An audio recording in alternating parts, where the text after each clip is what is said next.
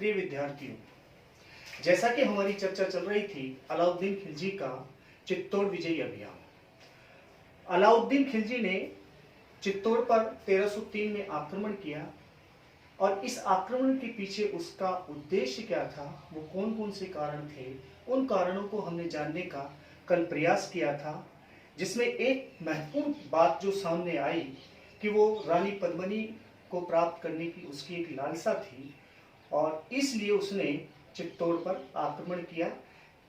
जिसके इस बारे में मलिक मोहम्मद जायसी के द्वारा लिखा गया पद्मावत, जिसमें पूरी कहानी का सार मिलता है। इसके माध्यम से हमने उस कहानी के माध्यम से ये जानने का प्रयास किया कि किस तरीके से राणा रतन सिंह ने रानी पद्मिनी से विवाह किया और विवाह के पश्चात जो घटनाक्रम हुआ, राघव चेतौन ने जाकर के अलाउद्दीन खिलजी को रानी पद्मिनी के खूबसूरती का जो बखान किया और उसके पश्चात अलाउद्दीन खिलजी ने रानी पद्मिनी को प्राप्त करने की लालसा से चित्तौड़ पर आक्रमण किया। किले का घेरा कई महीनों तक डाले रखा और लास्ट में जब उसे कोई सफलता नहीं मिली तो उसने अपनी छल कपट की नीति का सहारा लेते हुए राणा रतन सिंह को कैद कर लिया और राणा रतन सिंह के कैद से राणा रतन सिंह को कैद से छुड़ाने के लिए रानी पद्मिनी 1600 पालकियों में बैठ कर के जाती है और राणा रतन सिंह को वहां से मुक्त कराती है। इस बात की सूचना जब अलाउद्दीन खिलजी को लगती है तो वो एक विशाल सेना लेकर के चित्तौड़ की ओर आता है और किले पर घेरा डाल देता है और उसके पश्चात घेरा कई दिनों तक डले हुए रहता है और अंत में किले के दरवाजे खोल दिए जाते हैं। इधर रानी पद्मिनी, जो कि अपनी असंख्य दासियों के साथ में, अब उसे इस बात का पता चल चुका होता है क्योंकि राणा रतन सिंह के पास में इतनी विशाल सेना नहीं थी कि वो अलाउद्दीन खिलजी जैसे शासक का मुकाबला कर सके, लेकिन जितनी भी सेना थी, मेवाड़ के जो सूरवीर थे, उन्होंने निश्चय कर लिया कि वो अलाउद्दीन खिलजी का मुकाबला करेंगे और अगले ही दिन सवेरे के वक्त किले के दरवाजे खोल दिए जाते हैं और इधर पद्मिनी अपना मन बना लेती है कि वो अपनी असंख्य दासियों के साथ में जौहर करेगी। मैं यहाँ जौहर और शाका के बारे में स्पष्ट करना चाहूंगा। राजपूताना के इतिहास में जौहर, राजपूत रानियां अपने सतीत्व की रक्षा के लिए अपने आप को अग्नि को जो समर्पित कर देती थी, इसको जौहर कहा गया है। यहाँ एक शब्द और आया है, शाका। शाका से अभिप्राय है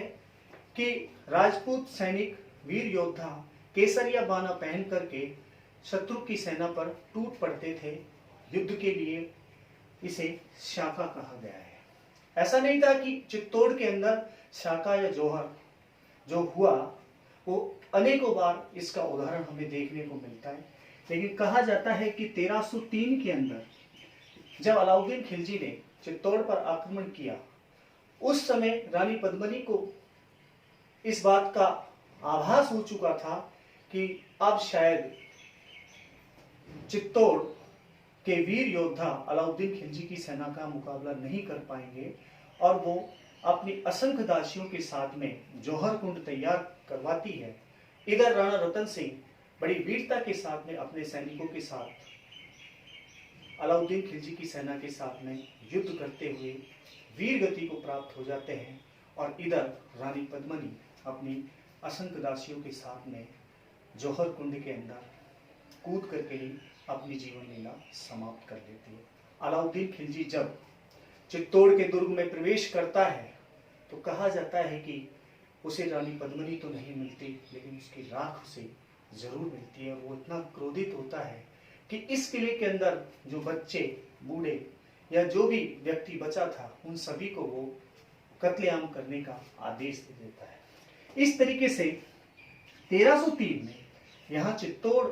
के इस दुर्ग पर अलाउद्दीन खिलजी का अधिकार स्थापित हो जाता है और अब इस किले की वो जिम्मेदारी अपने बड़े पुत्र खिज्र खां को वो यहाँ का हाकिम बना देता है और चित्तौड़ का नाम भी इस समय परिवर्तित कर दिया जाता है। अब चित्तौड़ का नाम खिजराबाद रख दिया जाता है। कहने का अभिप्राय कि खिज्र खां को वो अपना प्रतिनिधि बनाकर कैनी वापस दिल्ली लौट जाता है और चित्तौड़ का नाम भी परिवर्तित कर दिया जाता है खिजराबाद। कहा जाता है कि कुछ दिनों बाद जो बचे हुए राजपूत सैनिक थे उनके द्वारा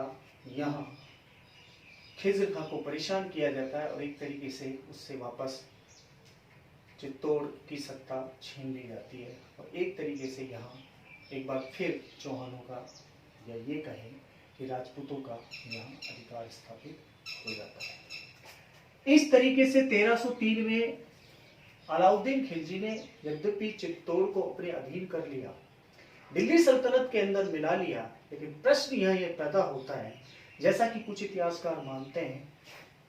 रानी पद्मिनी की ऐतिहासिकता। रानी पद्मिनी की ऐतिहासिकता के विषय में ही आज हम बात करना चाहेंगे और ये जानने का प्रयास करेंगे क्या वास्तव में मलिक मोहम्मद जायसी के द्वारा जो 1540 के अंदर जो ग्रंथ लिखा गया पद्मावत के अंदर जो कहानी मिलती है, क्या वाकई में वो कहानी सही थी या ये कहानी मलिक मोहम्मद जायसी की कल्पना की उपज थी या ये केवल मात्र एक उपन्यास था, इसमें केवल एक नायिका को प्रस्तुत किया गया है जिस तरीके से। आखिर वास्तव में क्या रानी पद्मिनी हुई, इस बारे में हम आज यहाँ चर्चा करेंगे। जैसा कि कुछ इतिहासकारों का मानना है, देखिए यहाँ दो तरीके की मत हमारे समक्ष आते हैं। एक मत वो है कि यहाँ कुछ इतिहासकार तो रानी पद्मिनी की ऐतिहासिकता को स्वीकार करते हैं, जिनमें doctor G N Sharma, doctor Dasharath Sharma, doctor A L Srivastava, ये वो इतिहासकार हैं जो Rani Padmini, Abul Fazal, doctor colonel Tod, ये वो इतिहासकार हैं जो रानी पद्मिनी की ऐतिहासिकता को स्वीकार करते हैं। लेकिन इतिहासकारों का एक वर्ग ऐसा भी है जो रानी पद्मिनी की ऐतिहासिकता को नकारते हैं और वो मलिक मोहम्मद जायसी के द्वारा लिखा गया जो ग्रंथ है पद्मावत,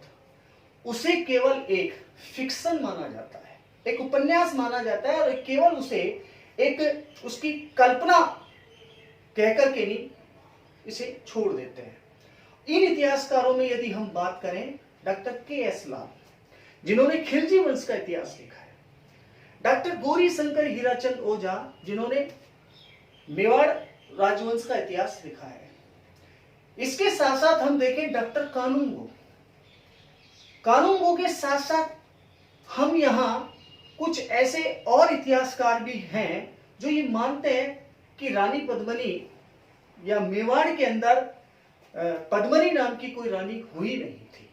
तो आज हम यहाँ जिस बात को चर्चा यहाँ कर रहे हैं कि रानी पद्मिनी की ऐतिहासिकता क्या थी, देखिए यहां पर जो इतिहासकार ये मानते हैं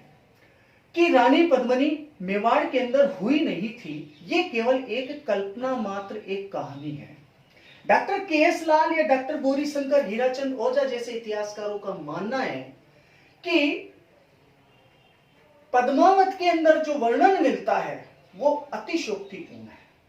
उसने कहा है कि एक तरफ यदि हम बात करें, समकालीन इतिहासकारों ने रानी पद्मिनी के बारे में कोई भी वर्णन यहां किया नहीं है। समकालीन इतिहासकारों की यदि हम बात करें तो यहां नाम आता है अमीर खुसरो। अमीर खुसरो जिसने खजाइने उल फतूह नामक जो ग्रंथ जिसके अंदर उसने चित्तौड़ विजय का उल्लेख किया है, उसमें रानी पद्मिनी के बारे में एक शब्द नहीं लिखा है। सबसे पहली बात, यहां रानी पद्मिनी की ऐतिहासिकता को नहीं मानने वाले जो इतिहासकार हैं वो ये मानते हैं कि अमीर खुसरो जो कि अलाउद्दीन खिलजी के इस अभियान में साथ था, जिसने खजाइने उल फतूह में चित्तौड़ विजय का वर्णन किया है, लेकिन रानी पद्मिनी का वर्णन उसके द्वारा नहीं किया गया है। दूसरी बात उन्होंने कहा है अलाउद्दीन खिलजी, जिसकी गिनती मध्यकालीन भारतीय इतिहास में सर्वश्रेष्ठ शासकों में की जाती है और जिसकी गुप्तचर व्यवस्था की प्रशंसा यहां समकालीन इतिहासकारों के द्वारा ही नहीं बल्कि आधुनिक इतिहासकारों के द्वारा भी उसकी प्रशंसा की गई है। सवाल यह पैदा होता है, क्या रानी पद्मिनी राणा रतन सिंह को अलाउद्दीन खिलजी की कैद से छुड़ाने के लिए 1600 पालकियों में के साथ में दिल्ली पहुंचती है? 1600 पालकियां, एक पालकी को उठाने वाले 4, लगभग 7000 से ज्यादा सैनिक, चाहे वो स्त्रियों के वेश में थे,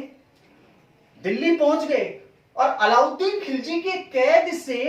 राणा रतन सिंह को मुक्त करा कर ले आए और अलाउद्दीन खिलजी को इसकी भनक तक नहीं लगी। तो क्या अलाउद्दीन खिलजी की गुप्तचर व्यवस्था पूरी की पूरी धराशायी हो गई? तो यहां इतिहासकार मानते हैं कि जिसकी गुप्तचर व्यवस्था इतनी श्रेष्ठ थी, वो गुप्तचर व्यवस्था कैसे फेल हो सकती है? तीसरा कारण वो ये मानते हैं कि इस घटना का या रानी पद्मिनी के बारे में किसी भी समकालीन इतिहासकार के द्वारा कहीं कोई उल्लेख हमें यहां देखने को नहीं मिलता। तो दूसरी तरफ हम यहां देखते हैं कि